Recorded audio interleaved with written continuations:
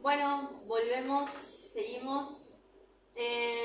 Bueno, vamos a seguir, ya hemos hablado de la temperatura, vamos a seguir con lo que es la frecuencia respiratoria, ¿sí?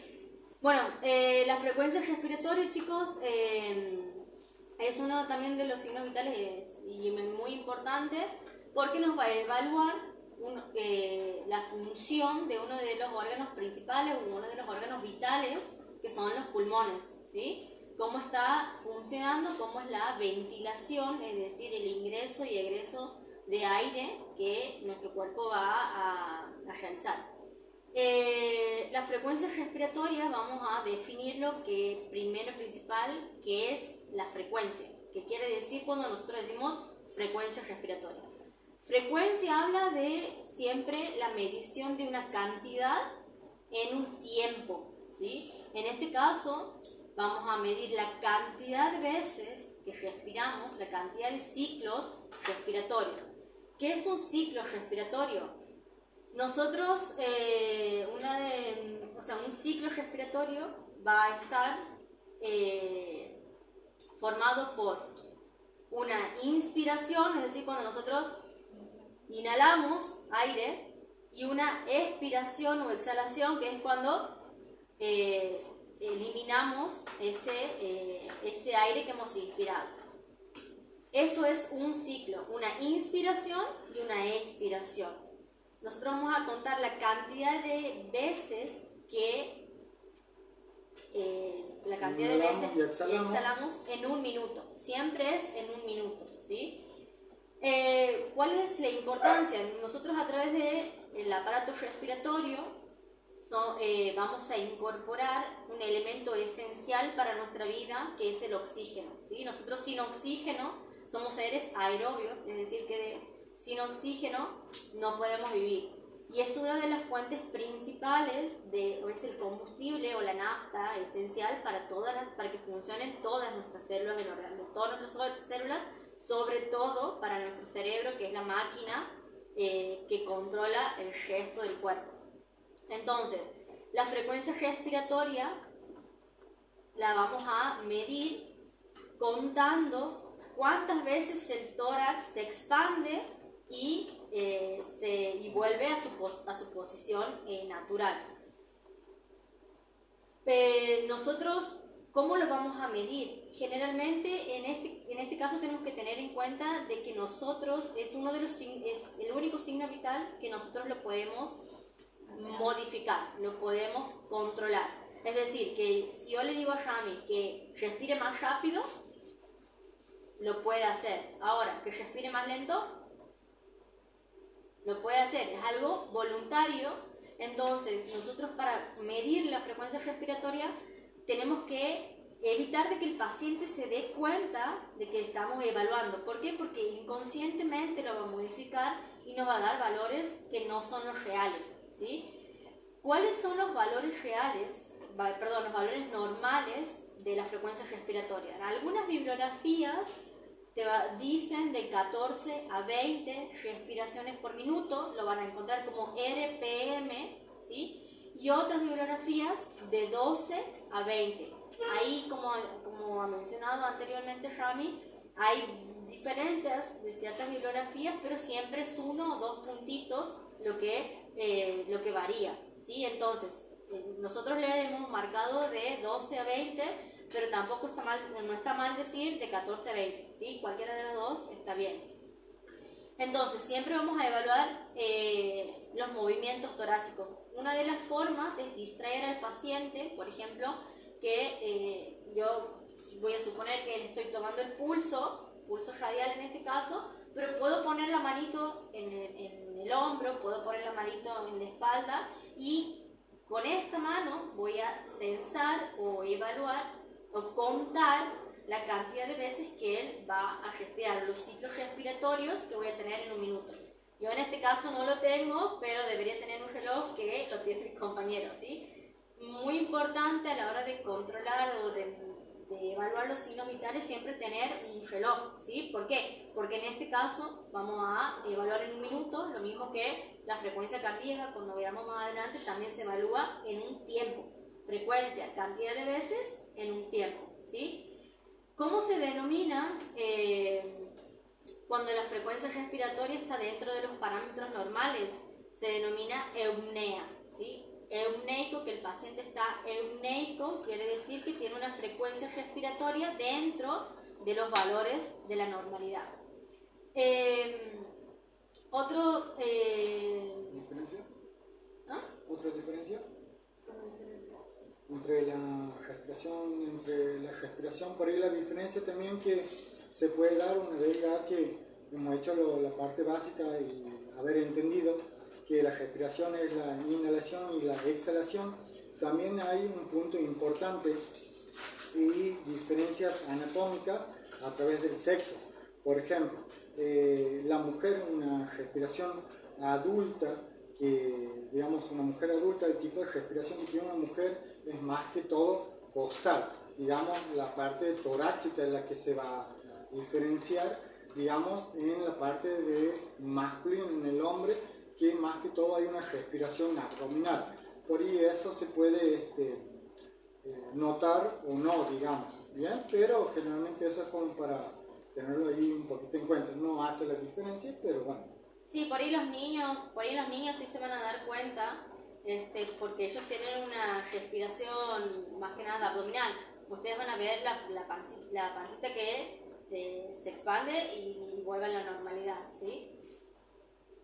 Disnea sería disminución de la frecuencia y apnea sería sin respiración. No. Como hemos dicho, eupnea sería la frecuencia respiratoria dentro de los parámetros normales. La disnea, ¿sí? Ahí una mnemotecnia o una trampita como para que no se olviden. Disnea viene de dificultad respiratoria, ¿sí? Que quiere decir que ustedes van a ver que quizás el paciente está como agitado o por ahí la frecuencia respiratoria está disminuida, o sea, está por debajo de las 12 respiraciones por minuto. Eso es cuando el paciente te dice que tiene esa sensación de falta de aire, o por ejemplo lo pueden encontrar muy fácilmente en la crisis asmática, ¿sí? Que generalmente los pacientes que son asmáticos tienen una broncoconstricción, es decir, que la tubería por donde va pasando el aire, ¿sí? Nuestros bronquios tienen un calibre, ¿sí? Y tienen músculo liso. En los asmáticos generalmente los bronquios, los bronquiolos se contraen, se cierran, entonces pasa menos aire y el paciente va a ver que te va a referir que le falta el aire, lo van a ver agitado, es decir que la frecuencia respiratoria va a estar aumentada. ¿Por qué? Porque va a tratar de compensar esa falta, va a aumentar la cantidad de veces para tratar de ingresar más aire, que es lo que está alterado, ¿sí? Y la apnea, que era la otra pregunta, ¿no? Sí, es apnea, es decir que hay cese de la respiración, no hay respiración. En lo que es salud, generalmente el prefijo a significa que no hay, ¿sí? En este caso, apnea, no hay respiración. Si el paciente tiene enfermedad de base asma, ¿varía la frecuencia? Si está en crisis, sí, obvio. Por ahí, ¿por qué? Va a variar la frecuencia porque va a sentir la sensación de aire, entonces como es algo, digamos, que nosotros podemos controlar, mi cerebro me va a decir, che, loco, te está faltando aire, comenzar a respirar más rápido. ¿Qué es lo que pasa aquí? Si nosotros no logramos tranquilizar a este paciente, vamos a producir otro tipo de patología que es hiperneo, que va a producir calambres, digamos, toda esa sensación de falta de aire, que la solución sería hacerlo colocar que respire dentro de una bolsa de cartón. ¿Por qué? Va a modificar la frecuencia, digamos, va a haber un aumento en, digamos, las fases respiratorias, en los ciclos respiratorios básicamente, cuando hay enfermedades particularmente de asma.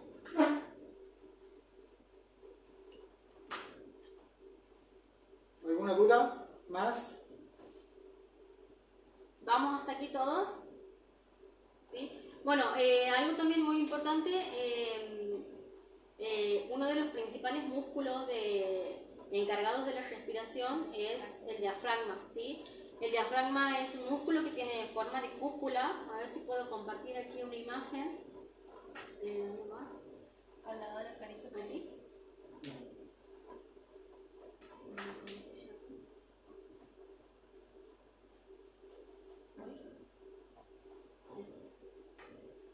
No sé si la pueden ver todos ahí, ¿sí? Aquí es un típico, es un ciclo respiratorio en donde van a ver que durante la inspiración, es decir, el ingreso de aire, es un proceso activo. ¿Qué quiere decir activo? Que yo voy a tener contracción muscular, ¿sí?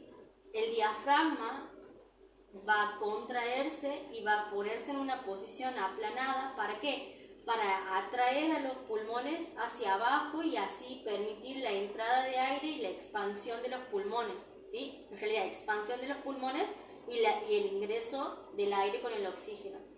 Una vez que se produce la expiración, es decir, cuando sale el aire, nuestro diafragma va a volver a su posición anatómica normal, que es como una forma de cúpula. Esto es un proceso pasivo, ¿sí?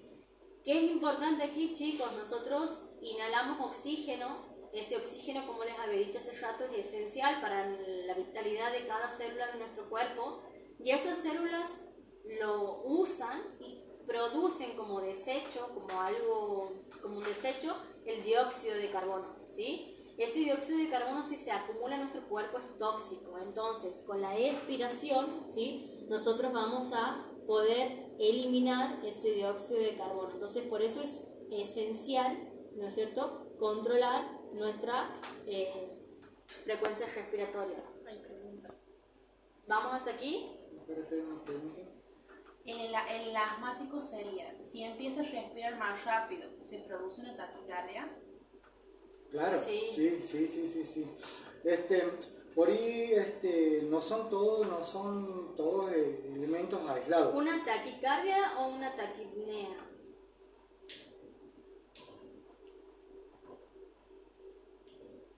Sí se produce taquicardia. Profe, si esta persona no se llega a controlar, puede producir más allá de la taquicardia la fibrilación ventricular.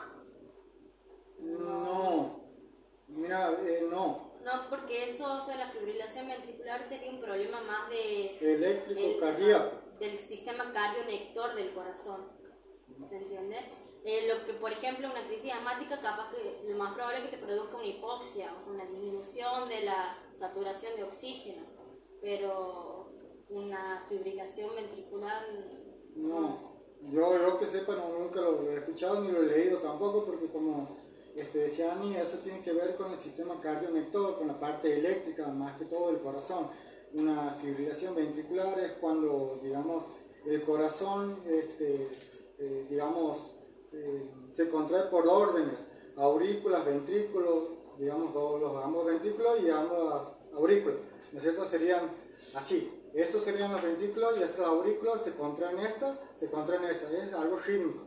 Cuando pasa eso es cuando hay una fibrilación ventricular, es cuando se activan estos, digamos, todo es descontrolado, ¿se entiende? Eso, pero tiene que ver más que todo con la parte cardionectora, ¿me entiendes? Con, digamos, problemas que lo vas a ver muy reflejado en un electrocardiograma más que todo, que eso después, bueno, te puede llegar a darte un paro cardíaco, pero, digamos, lo que sí el asma, lo que te produciría, digamos, es un aumento de la frecuencia cardíaca, sí, que después te produciría hipoxia, que la hipoxia sí te podría llevar más que todo allá, pero algo que no se puede ir controlando, que sería un paro respiratorio y después un paro cardíaco, ¿se entiende?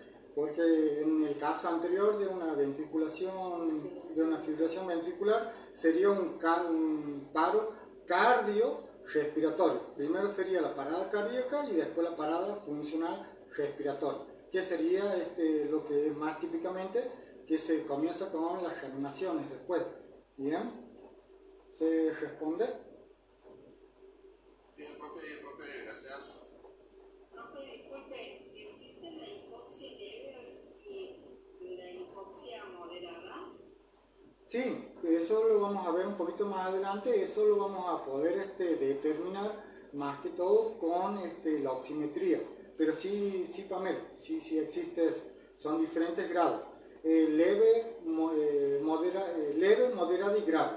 Esos serían, pero eso lo vamos a determinar a través de la oximetría de pulso. No, bien, bien, gracias, profe. De nada. Bien, ¿alguna pregunta más, chicos? ¿Vamos hasta aquí? Bien, bueno, ¿cuáles son los factores o las situaciones que pueden modificar la frecuencia respiratoria? Los estados emocionales, chicos, esto es algo muy frecuente, las crisis de ansiedad, que por ahí las personas sienten que les falta el aire y empiezan a hiperventilar, tienen taquipnea, o sea, ustedes están viendo que está agitado, ¿sí? Eso es algo muy, muy frecuente, ¿sí? Las crisis de ansiedad, la fiebre también genera un leve aumento de la frecuencia respiratoria. Algunos medicamentos, como por ejemplo los opiáceos, o bueno, la morfina, en este caso va a disminuir la frecuencia respiratoria, ¿sí? Al ser un depresor del sistema nervioso, va a generar disminución de la frecuencia respiratoria. Y derivados también de la morfina, como la fenitoína. También son depresores del sistema respiratorio, y hay que tener en cuenta, ¿no? Porque digamos son opioides, manejo del dolor, por ahí también son neurorelajantes y producen depresión bastante fuerte de la frecuencia respiratoria. Bien, los opioides, otro de los opioides también para producir eso es la marihuana. La marihuana también es un opioide. Bien. Bien, bueno, la edad también modifica la frecuencia respiratoria y generalmente lo que es frecuencia en los niños es un poquito más elevado, y a medida que vamos creciendo, ¿sí?, la frecuencia va a ir disminuyendo. Por ejemplo, en los recién nacidos van a tener una frecuencia normal de entre 40 a 60 respiraciones por minuto. Generalmente los niños que están en el jardín, en edad escolar, digamos, entre 30 a 35 respiraciones por minuto, los adolescentes entre 25 respiraciones por minuto, y generalmente los adultos ya entre 12 a 20. ¿Sí? Bueno, y el adulto mayor puede disminuir un poquito más, ¿sí? Pero eso es importante, que a medida que, digamos, vamos creciendo, las frecuencias van a ir disminuyendo. ¿Cuáles van a ser por ahí las alteraciones? Por ahí son nombres técnicos, ¿sí?, que tienen las alteraciones o las variaciones de la presión arterial, de la frecuencia respiratoria. Por ejemplo, el aumento de la frecuencia respiratoria, cuando nosotros medimos y el paciente está con más de 20 respiraciones por minuto, por ejemplo 22, 24, eso es lo que se denomina una taquipnea, ¿sí? Taqui significa aumento, entonces taquipnea, un aumento de la frecuencia respiratoria. Cuando está disminuido por debajo de 12, una bradipnea. Hace rato también ustedes habían preguntado la apnea, habíamos dicho que era el cese de las respiraciones. Una disnea era la dificultad respiratoria, ¿sí? Que eso, por ejemplo, hay disneas, chicos, aquí por ahí hay que hacer un hincapié, que es la sensación de falta de aire, ¿sí? Si nosotros estamos haciendo actividad física o estamos subiendo las escaleras, y obviamente vamos a tener una disnea porque nos estamos aumentando la exigencia del consumo de oxígeno. ¿Por qué? Porque nuestros músculos están funcionando, se están contrayendo y necesitamos aumentar el consumo de oxígeno, pero porque estamos en actividad. Eso es algo fisiológico, es una disnea. Vos terminas de correr o no, vas a evaluar, por ejemplo, si les tocaba la maratón y lo controlaban apenas terminaba llegaba a la meta, y va a ser una disnea fisiológica. ¿Por qué? Porque viene de hacer una actividad que le demanda un mayor consumo de oxígeno. Ahora, si yo evalúo a Ramiro, que está sentado, que no está haciendo un esfuerzo físico físico, porque está haciendo un esfuerzo físico, y me da 22 respiraciones por minuto, y ojo, porque eso, él no está aumentando la exigencia o la demanda de oxígeno. Entonces ahí evaluemos una disnea de reposo, yo no me estoy exigiendo, y algo está pasando, algo que no está bien, ¿se entiende? Entonces, pero si estoy haciendo actividad física, vengo de correr, vengo de subir la escalera y estoy un poquito agitado, es algo propio del cuerpo que obviamente lo va a producir, ¿se entiende? Entonces, siempre evalúen ahí. Por ejemplo, ahí lo que han estado diciendo mucho es, por ejemplo, que podemos determinar mucho una disnea en personas con EPOC. Por ahí no sé, capaz que esa era la pregunta de Pamela, creo que la que he hecho hace un momento. Hay diferentes niveles de disnea, de grado 1, grado 2, grado 3, grado 4, que de acuerdo a mayor número, digamos, menor esfuerzo físico va a ser la persona y mayor el requerimiento de oxígeno que va a necesitar. Por ejemplo, para que se tenga una idea de lo que estamos hablando de las personas que tienen EPOC, que es efisema pulmonar obstructivo, enfermedad pulmonar obstructiva crónica, que generalmente se dan los fumadores, una disnea de grado 4 sería, por ejemplo, en actividades simples y cotidianas que realizamos y hay falta de aire. Por ejemplo, lavarnos las caras, peinarnos, sentarse, eso es una disnea de grado 4 en el cual la persona, digamos, no puede hacer ninguna de esas actividades por el requerimiento de oxígeno que le falta. Entonces ahí es lo que se llama el tratamiento de oxígenos permanentes. Bien, como para que más o menos tengan una idea de lo que sería una parte fisiológica y de una parte, una disnea patológica en este caso. Bien. Bien, bueno, después tenemos otro término que es la ortopnea, que es cuando el paciente está acostado en decúbito dorsal y siente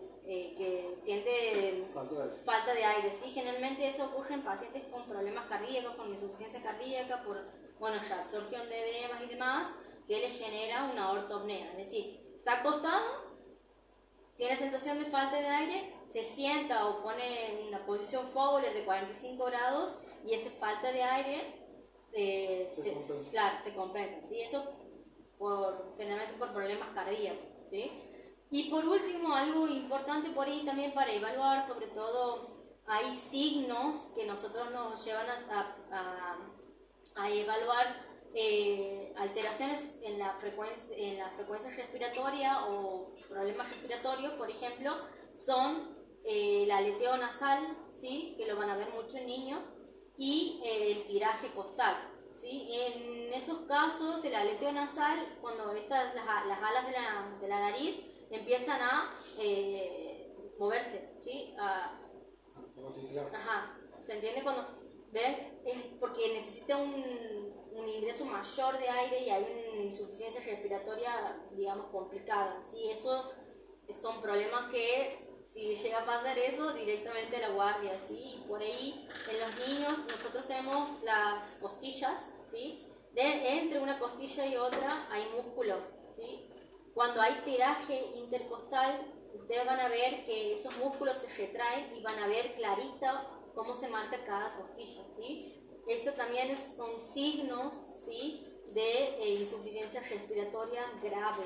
¿Estamos? Otro también el esternocleidomastoide, que es cuando lo van a ver que clarito que se hace muy evidente, se contrae el músculo y se lo ve perfectamente. Está en esas tres cosas claves que hemos marcado. Ahí sí, si llegamos a ver eso, ahí estamos en el problema. ¿Bien? Consulta inmediatamente con la guardia. Bien. Después, chicos, hay patrones respiratorios como el SMAUL, COMUL, digamos, que por ahí no son tan específicos. En el material bibliográfico están descritos para que más o menos lo vean, para no ser tan repetitivos. Digamos, lo vamos a dejar después en el material bibliográfico. Sí, por ahí son muy específicos de ciertos síndromes, ¿sí? Por ahí de cetoacidosis diabética y demás, que, bueno, lo van a tener para leer y tienen bien clarito específico en qué casos se pueden desarrollar, ¿sí? Algo también muy importante, chicos, a la hora de evaluar la frecuencia respiratoria, nosotros habíamos dicho que lo medimos cómo se expande el tórax, ¿sí? Y cuando evaluamos la frecuencia respiratoria es importante exponer al paciente, que quiere decir exponer el tórax, tratar de evaluarlo sin ropa, ¿sí? ¿Por qué? ¿Qué es lo que hay que evaluar? De que nosotros tenemos dos pulmones, entonces por lo tanto ellos tienen que funcionar conjuntamente, tienen que funcionar de manera simétrica, ¿sí? Es decir, inhalamos, los dos se expanden y los dos vuelven a su posición natural. Este es el funcionamiento normal. Entonces, cuando vamos a evaluar una frecuencia respiratoria, hay muchas veces podemos ver que un tórax se expande y el otro no. Eso es una asimetría, ¿sí? Eso puede indicar que este pulmón que no se está expandiendo, que no está generando su mecanismo natural, puede estar colapsado, puede haber un neumotórax, puede haber un hemotórax, ¿sí? Puede haber alguna alteración que no deje que se expanda libremente. El pulmón es uno de los órganos que tiene elasticidad, que quiere decir que si yo le aplico una fuerza, se distiende y al sacar esa fuerza vuelve a su posición natural. Entonces, si yo veo que la respiración es asimétrica, uno se expande y otro no, hay alguna alteración en este tórax o en este hemitórax que no se está expandiendo, ¿sí? Entonces, eso es importante evaluar a la hora, tener en cuenta a la hora de examinar al paciente, ¿sí?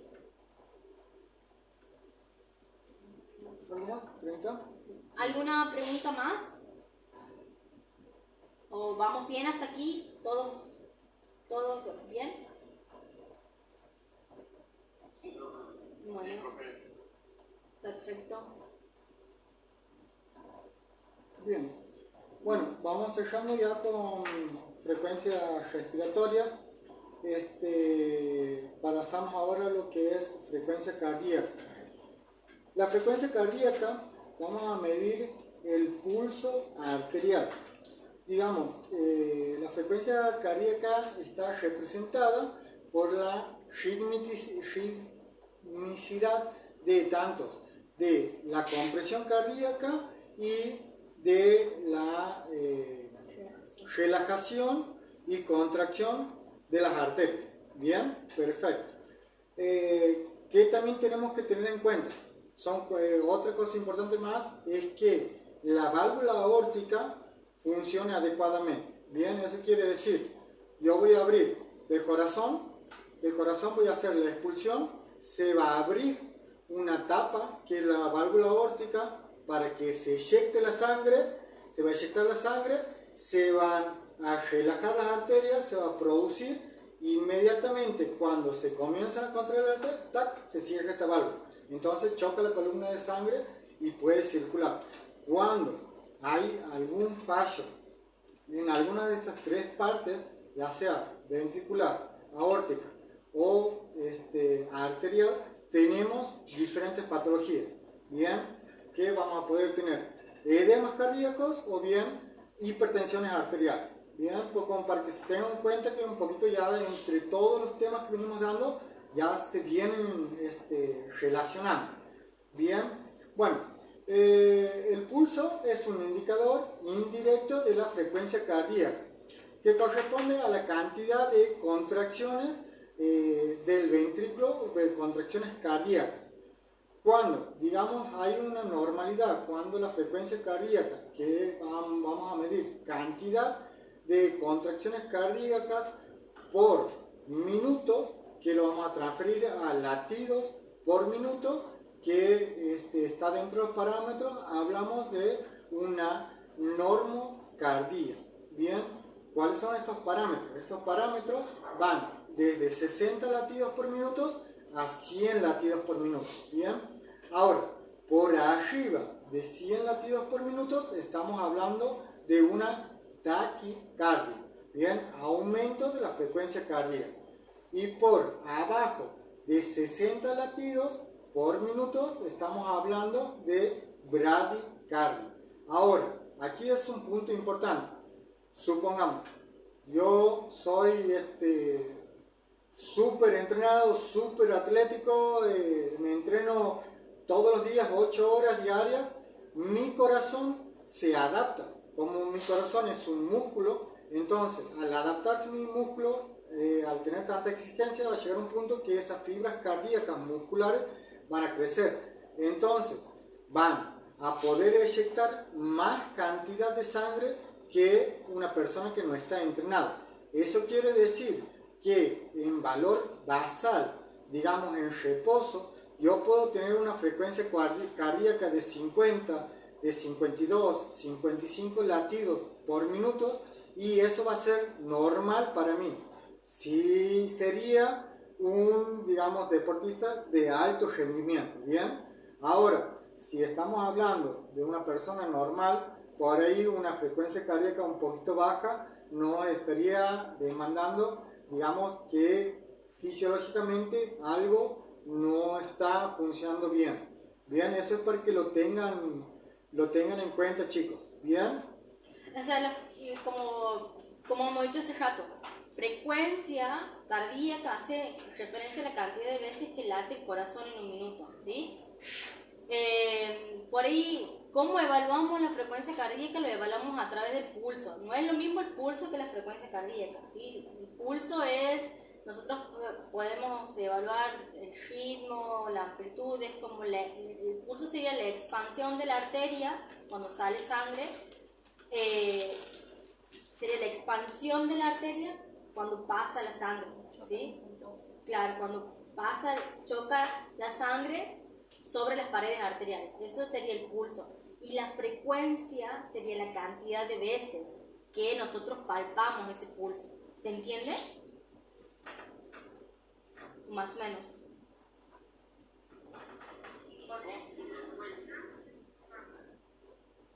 ¿Cómo, Pamela? ¿Un poquito más fuerte? Si podría explicar esa parte, Bien, mira, ¿te acuerdas que en algún momento, al principio hemos dicho que la frecuencia cardíaca está determinada por 3 puntos importantes?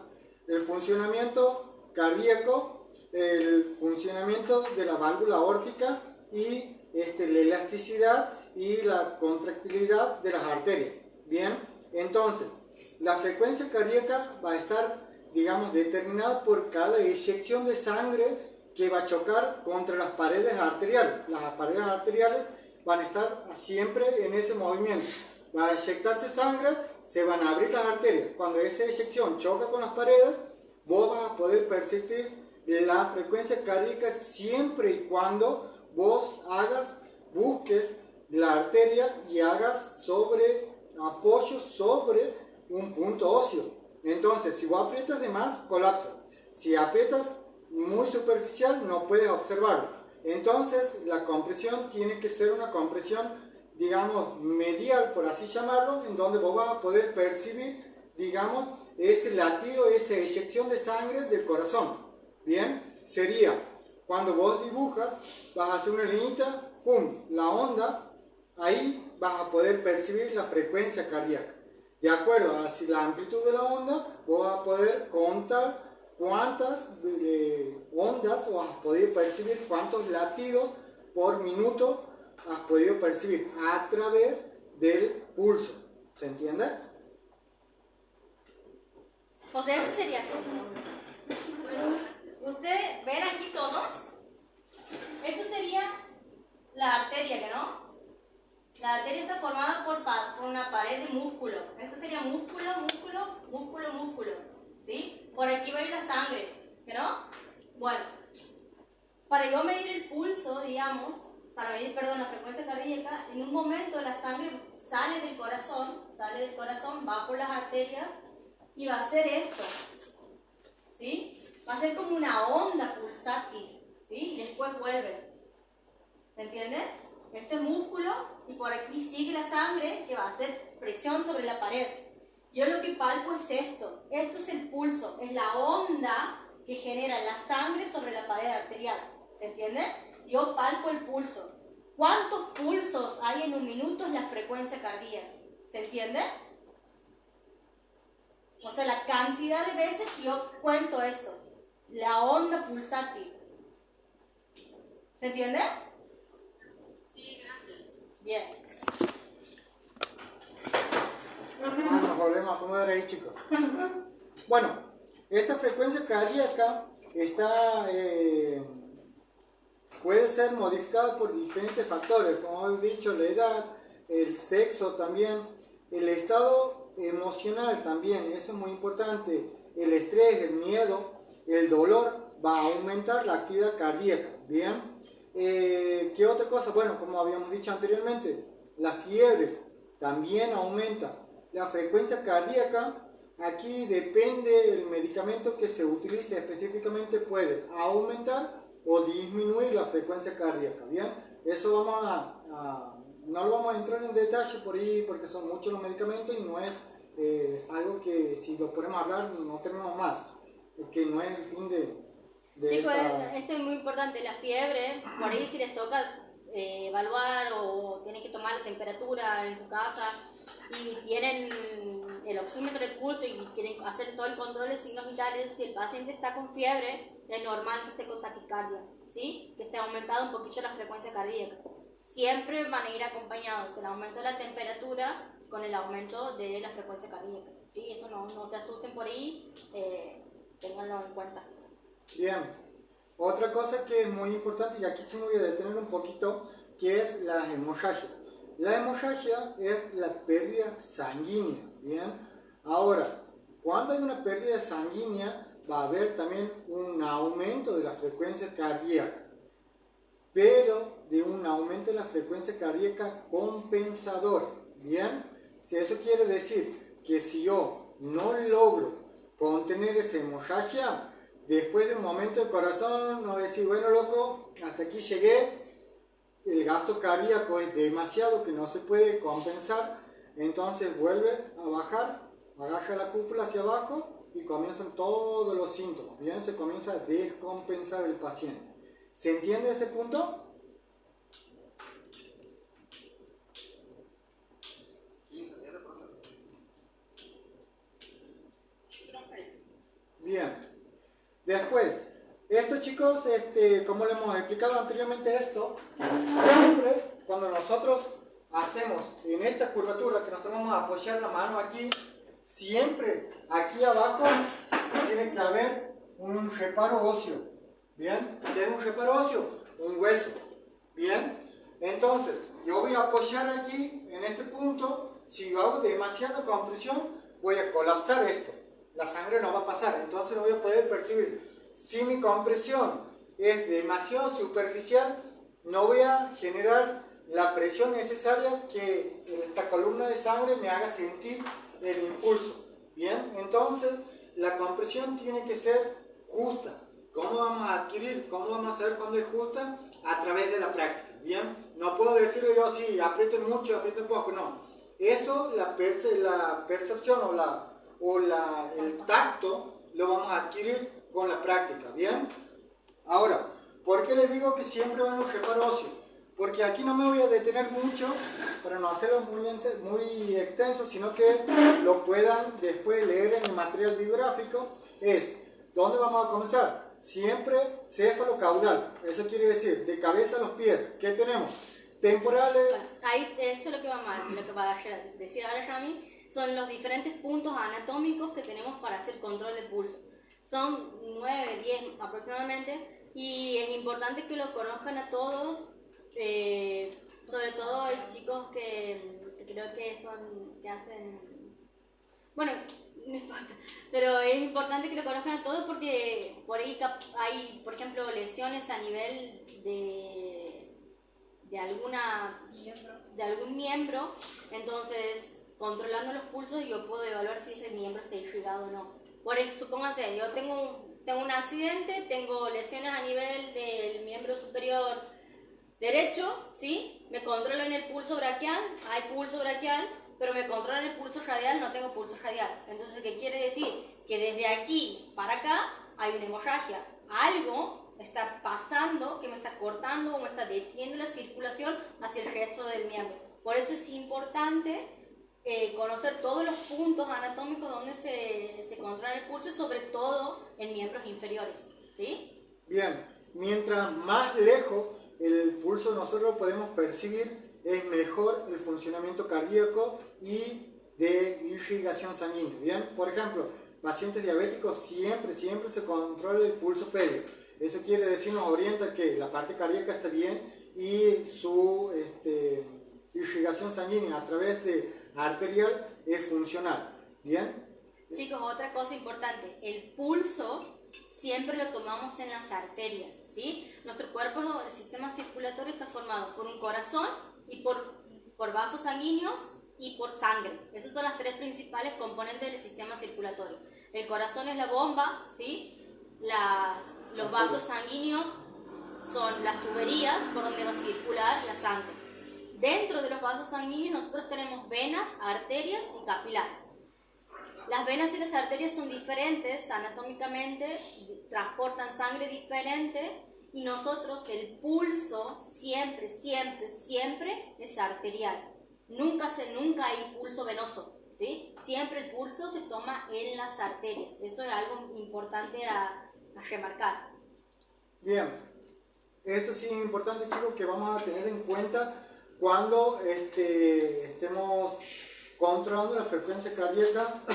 Algo que nosotros tenemos que tener siempre presente es la frecuencia cardíaca, que es la cantidad de latidos expresada en minuto, el ritmo, si el ritmo es constante o es, digamos, rítmico o irregular. Bien, eso es importante. La intensidad, ¿qué es lo que vamos a percibir? Si yo tengo que hacer demasiada compresión y puedo sentirlo, o una compresión débil para poder sentir bien, eso es intensidad. La tensión, digamos, por ahí, digamos, me va a evaluar más que todo la funcionalidad arterial. Bien, si está, digamos, las arterias son muy elásticas o están demasiado rígidas, que eso también nos va a tener que ver un poquito más que todo la funcionalidad arterial. Por ahí no es tan específico en la frecuencia cardíaca. Después sí, lo que vamos a tener en cuenta es la amplitud, que la amplitud por ahí es muy similar a la frecuencia, pero es, digamos, qué tan seguidas son las ondas pulsátiles que nosotros tenemos. Es muy similar a lo que sería exactamente, como dice Candy, al ritmo. Bien. Otra cosa, la simetría. La simetría, que es importante, es que en ambas muñecas yo pueda controlar, digamos, el pulso. Bien, que los dos sean lo mismo. Bien, eso sería en ambos lados del cuerpo la misma, digamos, intensidad, el mismo ritmo de la frecuencia cardíaca. Bien, chicos, hasta aquí alguna duda, algo.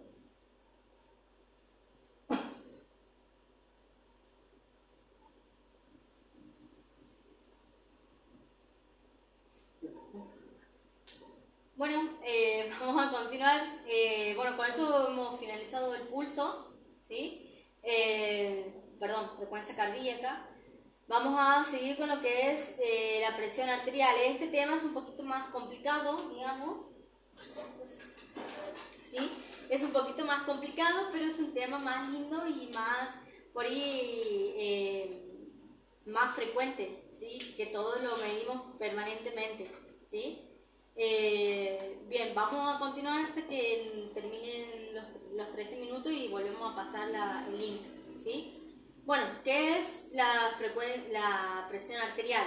¿Sí? La presión arterial se define como la fuerza que ejerce la sangre sobre las paredes arteriales. Hace rato habíamos dicho que nosotros tenemos tuberías, ¿sí? Y a medida que va pasando la sangre por esas tuberías va a ejercer una fuerza, ¿sí? Va a ejercer una presión. Y eso es lo que medimos nosotros en la presión arterial, ¿sí? Por ahí lo que medimos es la tensión. ¿Por qué? Porque nosotros lo que hacíamos, por ejemplo, es, supongamos que esta es una arteria y esto es el tensiómetro que nosotros vamos a generar. Nosotros estamos poniendo una fuerza y que nuestro corazón tiene que vencer esa fuerza exterior que tiene. Bien, eso sería la tensión arterial. Bien, ¿por qué? Eso hay que quedar en claro, porque no es lo mismo la apertura, digamos, de las arterias, bien, que es diferente. Por ahí nosotros tenemos que vencer una fuerza, digamos, exterior para abrir esas arterias. ¿Se entiende ahí un poquito, chicos? O sea, esto sería... nosotros en la presión tenemos las arterias, ¿que no? Esta sería la pared de las arterias. Por acá va a pasar la sangre. No, sí. ¿No tienes un mojador? Ah. Esta sería una arteria, ¿sí? Por acá va a pasar la sangre. La presión arterial se va a definir como la fuerza que ejerce la sangre sobre la pared de la arteria. Sí, esa es la presión. A medida que va pasando la sangre, va a ejercer fuerza o presión en la pared de la arteria. La tensión arterial es la fuerza, sería al revés, la fuerza que va a ejercer la pared de la arteria sobre el paso de la sangre. ¿Se entiende? Esa es la diferencia entre presión de la sangre sobre la pared y la tensión, que es la pared sobre la sangre. ¿Sí? Nosotros vamos a medir la tensión arterial, es decir, la fuerza que ejercen estas paredes al paso de la sangre. Disculpe, ¿puedes mencionar los puntos anatómicos de control de la frecuencia cardíaca? Bien, bueno, los diferentes puntos siempre vamos a describir desde cefálico, caudal, desde la cabeza hacia los pies. Primero tenemos el temporal, ¿sí? Que es aquí a nivel de la sien, ¿sí? Si ustedes lo sienten aquí, van a sentir pulso temporal. Pulso carotidio, tocan lo que sería la nuez de Adán, 2 deditos para los costados, van a tener las arterias carótidas, siempre sobre arterias, acuérdense. Pulso carotidio, ¿sí? Seguimos descendiendo, pulso axilar, ¿sí? Sobre el miembro superior vamos a encontrar braquial o humeral. Por ahí un detallecito como para tener una mnemotecnia. La mayoría de los pulsos tiene el nombre del hueso por el que pasa. Por ejemplo, este es el húmero, entonces va a tener el pulso humeral, ¿sí? Seguimos descendiendo, la arteria aquí se ramifica entre dos, pulso radial, acuérdense, pulgar, la antena de la radio, ¿sí? Radial, antena de la radio, cubital, porque por acá está el cúbito, ¿sí? Después vamos a tener, no sé si, bueno, no llegan a ver, los inguinales o femorales, al nivel de la ingle, el popliteo detrás de la rodilla, el pedio por el empeine del pie y el tibial posterior, que va a ser en la parte posterior arriba del tobillo, ¿sí? Esos son los puntos anatómicos. Temporal, carotidio, axilar, braquial o humeral, radial, cubital, femoral, popliteo, tibial posterior y pedio. De todos modos, tienen todo en el PDF, ¿sí? Ahí está bien con dibujito. Otra cosa, importante, volviendo ahí a ese tema, el pulso en los niños, lo que se busca siempre es el pulso braquial. Está, por ahí es el más frecuente y donde vamos a controlar a los niños, ¿bien? A los niños en edad de lactancia, principalmente. ¿Respondemos? Gracias, Juan. Sí. Bien, perfecto. De todas formas, como le decíamos, como decía Ani, eso está bien detalladito en el material biográfico, por eso nos hacíamos mucho hincapié en eso y pasábamos a lo que es la presión arterial. Bien, bueno, continuamos con presión arterial. 8 minutos quedan. Bien, perfecto, gracias, Canto. Bueno, entonces habíamos dicho la diferencia entre lo que es la presión y la tensión, ¿sí? Cuando medimos la presión arterial, chicos, vamos a tener dos valores, ¿sí? Siempre vamos a tener una sistólica o máxima y una diastólica o mínima. Siempre cuando le miden la presión, siempre le dicen 120-80, 130-90, 90-50, siempre le dan dos valores, ¿sí? Porque una corresponde, siempre la primera que se dice corresponde a la presión sistólica máxima y la segunda siempre va a ser la mínima o la diastólica. Tiene que ver esto con función cardíaca, o sea, con la contracción y relajación del corazón. La contracción del corazón es una sístole y la relajación del corazón es una diástole. Específicamente, ¿de qué parte del corazón? De los ventrículos, ¿sí? Nosotros tenemos aurículas arriba y los ventrículos abajo, que se van a comunicar a través de una válvula. Nuestro corazón funciona sístole y diástole, siempre están contrayéndose así, ¿sí? Nosotros vamos a medir la sistólica y la diastólica, ¿sí?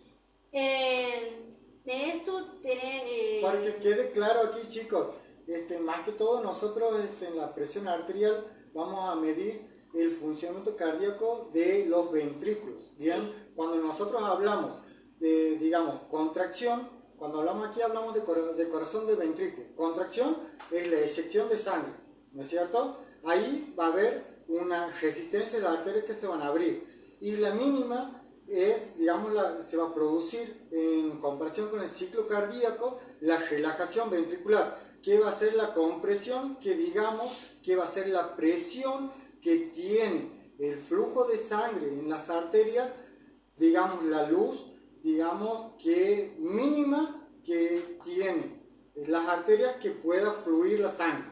Bien, entonces, para que quede un poquito más en limpio, digamos, la sístole va a ser la apertura de la arteria y la diástole es la relajación de esa arteria, que es la luz mínima que queda de presión. ¿Bien? O sea, las arterias son elásticas. Entonces, si las arterias son elásticas, ¿qué quiere decir? Que cuando el corazón se contrae, la arteria se va a hacer un poquito más grande, va a tener elasticidad para que pase ese chorro de sangre que sale, ¿se entiende? Una vez que pasa ese chorro de sangre, vuelve a su posición normal. Entonces, el ventrículo hace, eyecta, pasa la sangre, ¿se entiende? Entonces nosotros vamos a medir eso, cuando haga contracción, sístole, y cuando se relaje y pase, como dice Rami, el mínimo de sangre, ¿sí? Eso es lo que medimos con la presión arterial. Eso es lo que sería máxima y mínima en lo que vamos a encontrar cuando estemos censando en el tensiómetro principalmente. ¿Bien? ¿Qué es lo que nosotros utilizamos para medir la presión arterial? Utilizamos un tensiómetro, ¿sí? Que va a constar de varias partes, y la presión arterial se mide en milímetros de mercurio. Está en mmHg, porque antes se utilizaban unos aparatos con mercurio que medían la presión, pero ahora se usa el brazalete que tiene aire, digamos, pero se ha quedado con esa unidad de medida que serían los milímetros de mercurio, ¿sí? Vamos a ver, ¿cortamos o seguimos? ¿Qué queda? 4 minutos. 4 minutos, creo. ¿Cortamos? Bien. Chicos, cortamos y le volvemos a pasar link. ¿Alguna duda hasta aquí, chicos?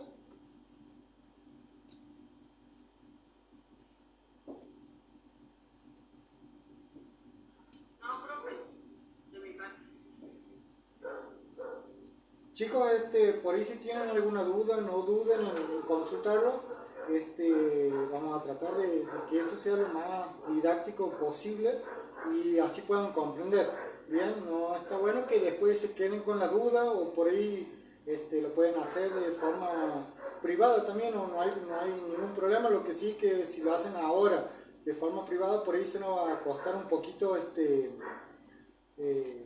responderlo, porque no estamos con el teléfono. Bien, eso. Ahora vamos a cortar la transmisión, así volvemos a retomar, y ya nos quedaría poquito, nos quedaría terminar con presión arterial, terminar con signos complementarios, que eso es cortito.